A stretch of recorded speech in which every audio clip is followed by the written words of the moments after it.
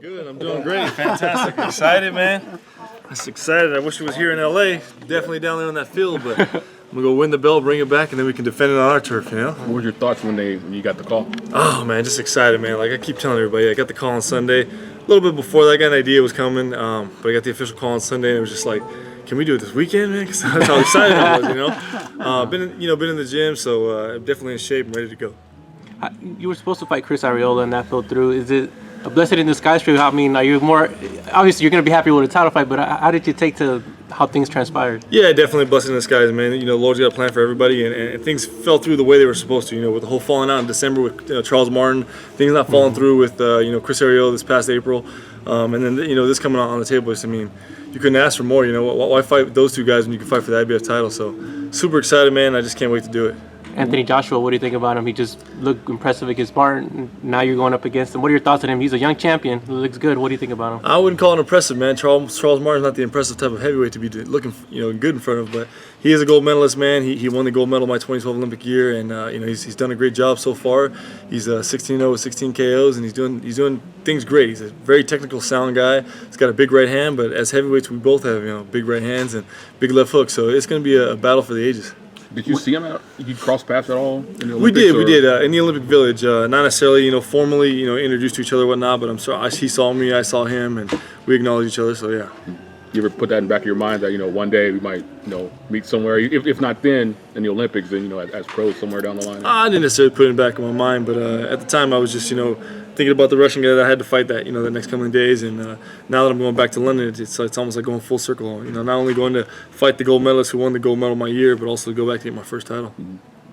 When you go back to the gym, what is the thing that you're going to be working on, since you seem to know him? A little bit of everything, man.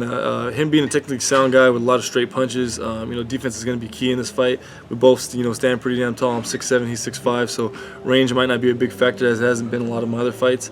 But I think conditioning level, man, I haven't seen him go past the 7th round, and the fight that did go the distance up to 7 rounds, during the 4th and the 5th, he was really winded, wasn't real good with body shots, so it's some things we got to focus on, and I'm sure he's trying to make the corrections, but we're going to bring him out on fight night.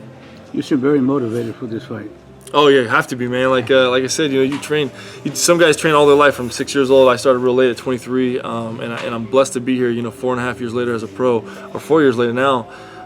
Couldn't ask for more, man. I've done everything that my managers have asked me to do. I've done anything my trainers have asked me to do. I'm on the right roadmap, and right now it's just like it's almost like pinch me, man. I'm dreaming, wake me up. But it's one of those things. Like I said, I put the work in, and it's finally paying off. Do you feel you're ready for this shot? To become a world champion? Oh yeah, definitely. It's a long awaited. Like I said, I didn't think it was gonna happen as fast as it did. But why not now? Definitely now it's great.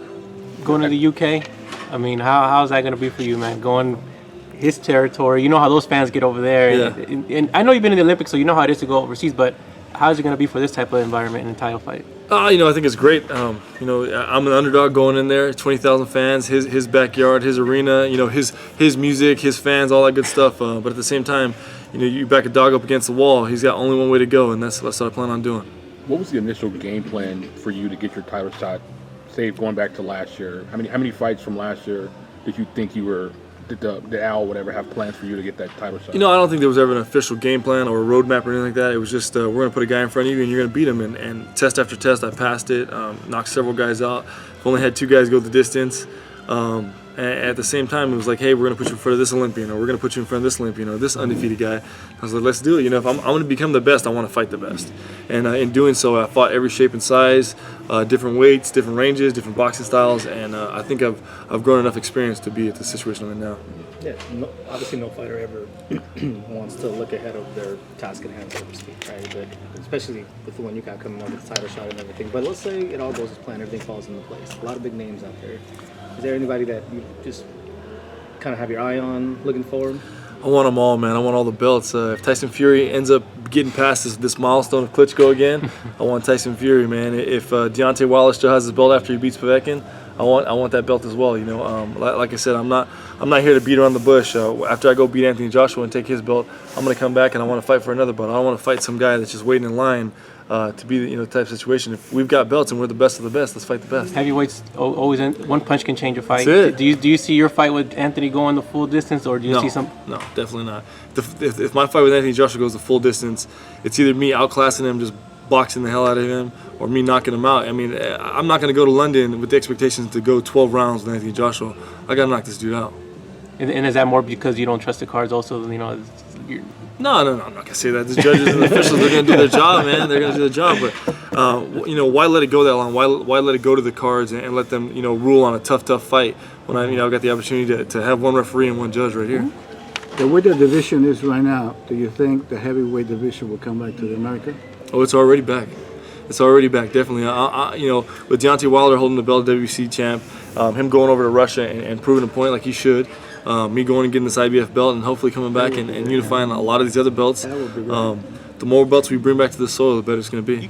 You came from other sports, and do you think now with the way you and Deontay, guys that are really physically gifted, 6'5", up and that could be playing basketball, football, do you think we see a resurgence now with people that could play those games are actually now going to want to get into boxing because of guys like you? No, definitely not, man. You get inside that score and take one shot in the mouth. That changes everything, man. I've had a lot of buddies, either basketball, football, base, or whatever it is, big statured guys get in the ring and think they've got it. And it's all fine and dandy when you're doing all the punishment, but as soon as you get punched dead in the mouth, changes the game, And on top of that, the conditioning level, the whole lifestyle behind being a boxer is completely different than any other sport. So what made you stay in it, or what made you pursue it as opposed to going back to football? I think it was when I first started. I just had people that told me that I couldn't do it. You couldn't transition from football or basketball to the boxing ring and the boxing lifestyle. And I'm one of those guys. You tell me I can't do something, I'm going to go out and achieve it. And then same thing with the Olympics. They told me I couldn't make it to the Olympics in over a year and a half. I said, all right, cool.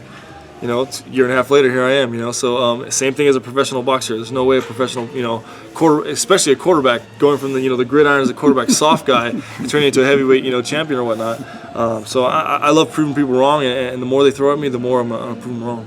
Message for the fans and a message to Anthony Joshua if he's watching. Man, stay focused. It's gonna be a hell of an event. June 25th in London at the O2 Arena, packed house. I just can't wait to put the gloves on.